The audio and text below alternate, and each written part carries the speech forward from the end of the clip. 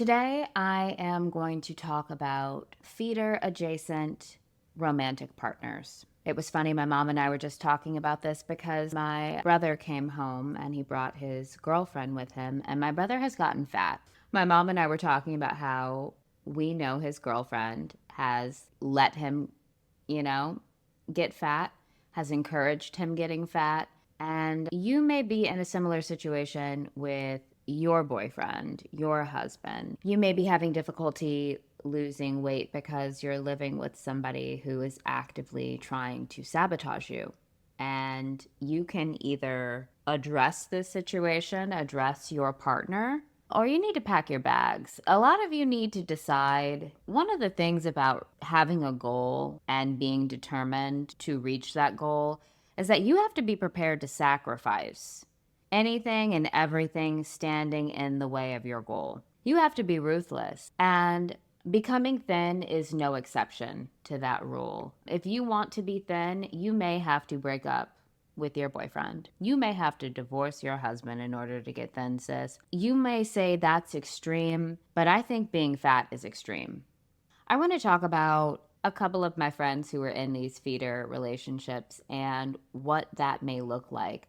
A lot of you think that feeders are men who want you to be a candidate for my 600-pound life. A lot of these feeders don't like fat chicks, right? Like, they're not the type that want to sit and watch you eat, watch you binge eat. They don't actually want you fat. They just want you insecure. And for some of you, it doesn't take a lot of weight to be insecure. They only need you to gain 5 pounds. They only need you to gain 10, 15, 20 pounds. They don't need you blown the F out. They just need you not feeling yourself. That's the goal. They just need to feel comfortable with you being uncomfortable in your body, because the moment that you don't feel sexy is the moment that they don't really have to worry about you leaving them entertaining other men's attention. Have you ever gone to the gas station or to Walgreens, Walmart? You're like, I just need to get in and get out, and you look a mess. You look crazy. And some man hit on you, and you were offended that this man would speak to you in the state that you were in. You're like, I look crazy. Why are you talking to me? That's how they want you feeling. They want you to feel so uncomfortable and disgusted with your body that when a man hits on you, you're grossed out about it. So I've got a friend, and she is secretly trying to lose weight. She eats her lunch at her desk, and she walks for an hour at lunch. And she has not told her husband that she's making a concerted effort to lose weight. She is trying to portion control her meals. Her husband cooks a lot, so she will still eat what he cooks, but she's trying to minimize the portion sizes, and she's losing weight in secret. And she knows that eventually he's going to catch on. She knows that eventually he's going to notice that she's lost weight. And she knows that that's when he's going to really crank it up. He'll start bringing in the cookies and the candy, things he doesn't eat or like. He's buying her favorite cupcakes and her favorite chocolates and her favorite whatever. And so she's telling me that she's secretly trying to shave off the weight and is trying to establish healthy patterns and discipline, because she knows that as soon as he gets a whiff of what she's doing, that he's going to try to sabotage her. And I can't believe that some of you all are living like this. Again, like, I'm not trying to tell you to leave your partner, because if your own intuition and spirit guides, if they can't get through to you, what am I supposed to do? I'm just some chick with a microphone on the internet. Okay, so stay with your man and stay fat.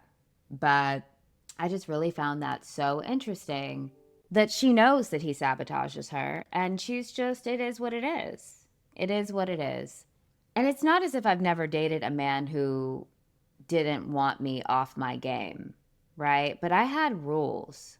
I have always cared about my body and how I looked. Always. And I remember, first of all, every man I've ever dated has become a personal trainer. If you live in a major city New York, LA, Miami, then you will understand this. There are certain jobs, there are certain industries that might as well be modeling gigs.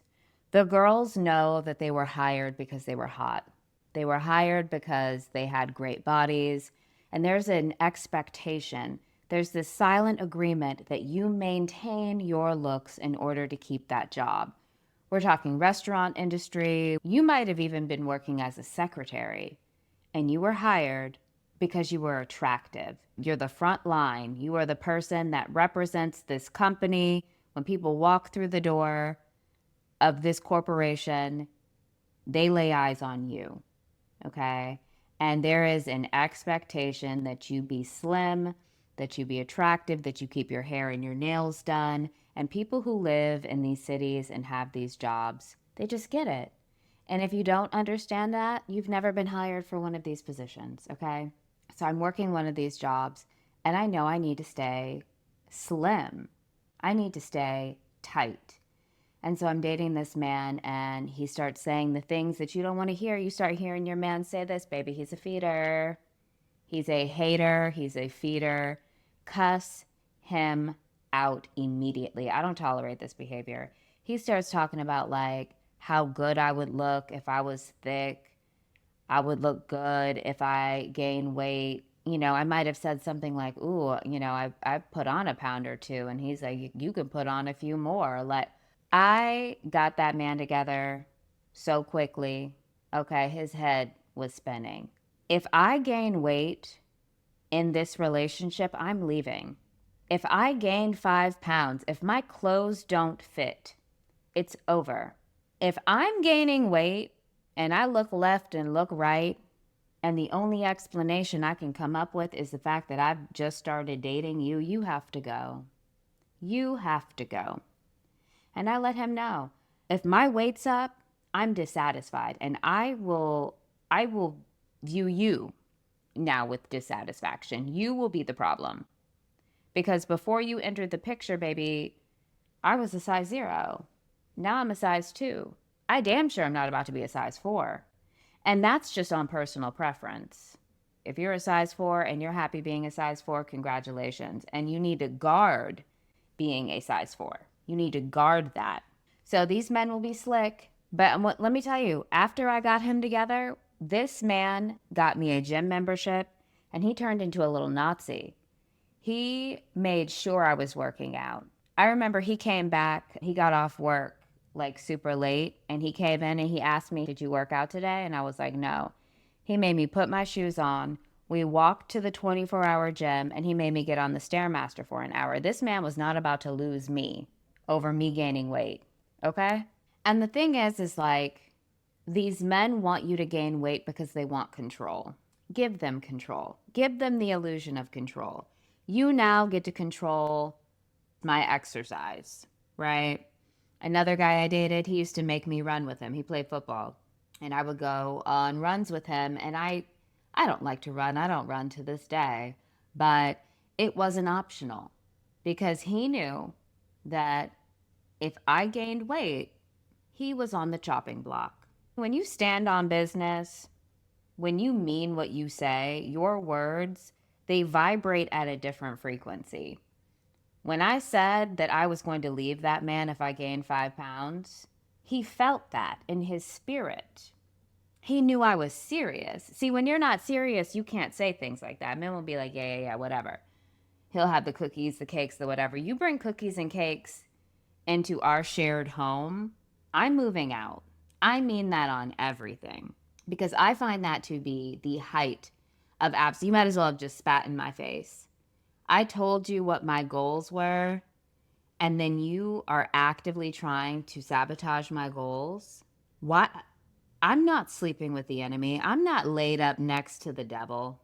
You can do that. That man hates you. That man hates you. Absolutely not. So when I say something, people understand that I'm serious because they know I'm a little crazy. And that's how serious you have to be. If you want to maintain your weight loss, if you want to be a size 0 forever, like that's how serious you have to be. I got another friend, right? And this one was really weird to me. This whole situation was really weird because I've known her for most of my life. And I'm friends with her husband. And when I say friends, I mean that very loosely. Okay. But I'm as close to her husband as I feel comfortable being close to anybody's romantic partner. And like I said, I'm going to talk about the chick who wants you to be friends with her man so she can bring her man everywhere, but she really doesn't want you to be friends with her man. But me and her husband are like relatively cool. And he's kind of like a handyman. So he was over my house and he was fixing something for me. And he starts talking about his wife. And he's like, yeah, she really needs to move. She really needs to exercise. She needs to eat better. She needs to take care of herself. She wouldn't be as depressed as she is if she was taking care of herself. And I'm sitting there agreeing with him because absolutely, she wouldn't be as depressed. She wouldn't be as overweight. She wouldn't have half of the problems that she has, especially in terms of her mental health, if she did take better care of herself. He's like, she could be juicing, she could be this, she could be that. I'm like, okay, whatever, I'll talk with her. And again, I don't care if you're fat. I know this sounds like whatever. People think that people who are thin and people who want to stay thin are preoccupied with other women's bodies. I don't care. You can be 900 pounds and immobile if you want to be. Baby, we have free will. I respect your choice to live however you want to live. So I don't bother this woman about her weight. If she wanted to lose weight, if she was interested in getting healthy, she knows that I'm obsessed with health. Like, she would be approaching me about it. But her husband's asking for help, and I'm just like, you know what? Cool. No problem. So I told him that I would like stop by later that week and basically help design a plan for her that works with her personality. You need to have a plan that is very specific to you, to your schedule, to your personality. And I'm excellent in designing plans for people. So he knows I'm coming over. We're just hanging out and talking. And she basically says to me, I know that my husband talked to you about me getting healthy and losing weight, but he doesn't really want me to lose any weight. And this was years ago. I'm like, yes, he does. Like, of course he does. Why would you say that? Like, I mean, we had a whole conversation. Like, of course he wants you to be healthy. Like, of course he wants you to eat better and to exercise. We're talking about the gut-brain connection. Like, we're talking about all this sort of stuff. She's like, no, he doesn't. She's like, watch. And this actually got really spooky. I was so spooked and creeped out by this whole encounter. She's like, watch.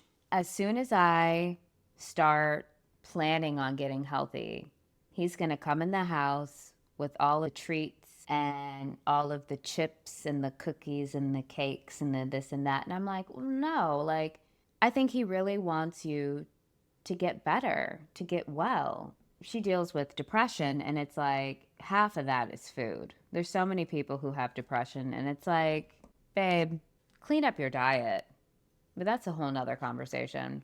So we're still just chit-chatting. I had gone through a couple of things. I told her that we could go grocery shopping together, all this stuff. I'm in the middle of a monologue. The door opens. We're in the living room, and I can see into the hallway and into the kitchen. This man is coming in the house with bags of groceries. When I tell you that it was just junk, there wasn't a lick of produce. It was literally just about 9 bags. This is no exaggeration. I was honestly horrified. I was absolutely horrified.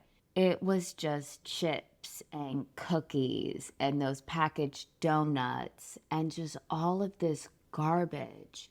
Frozen pies. Those like, I don't know, those like key lime pies that you keep in the freezer and like all of this stuff. And she looks at me and she was like, see, I told you. And I was just like, okay. And I left her house that day. And of course, we didn't do the grocery shopping. We didn't do the planning. We didn't do any of that because I was just like, I have been triangulated into some weird shit. Excuse my language. How utterly bizarre. And like, not only does he not want her to lose weight, that he likes that she's depressed. He likes that she stays in the house and won't really leave and is just, not doing well. Not only that, but he likes to pretend that he's a victim of his wife's mental health issues and weight problem.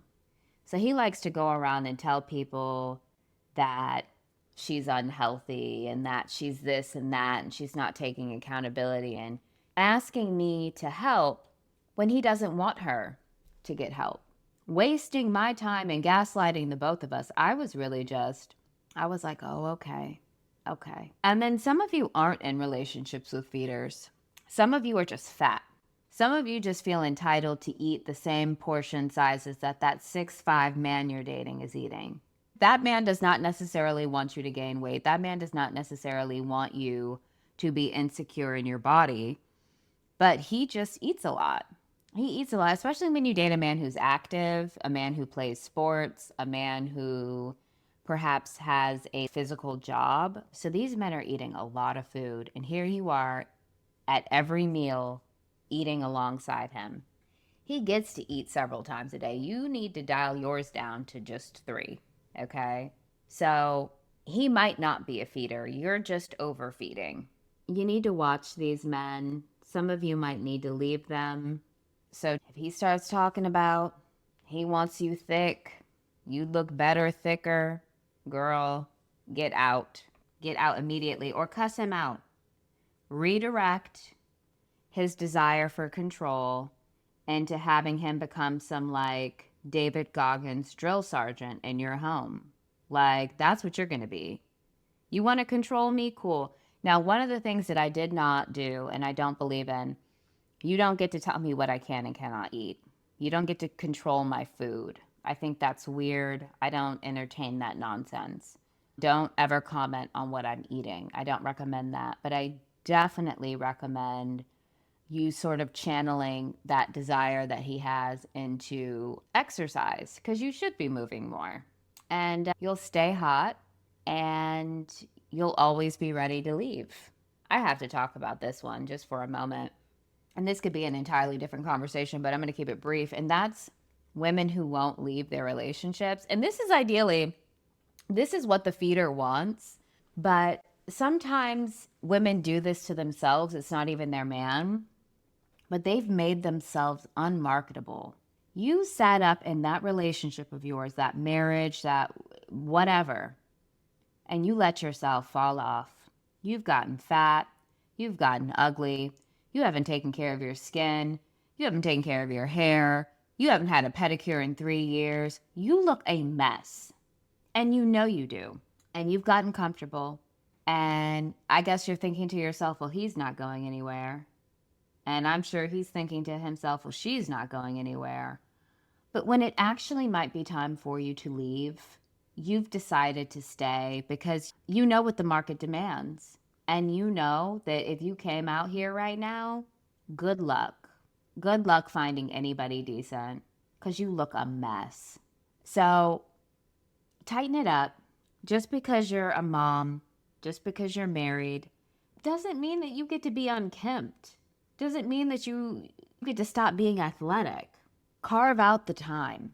Get selfish and get it together. And honestly, if you started looking better, maybe your partner would start treating you better. People treat you how you treat yourself.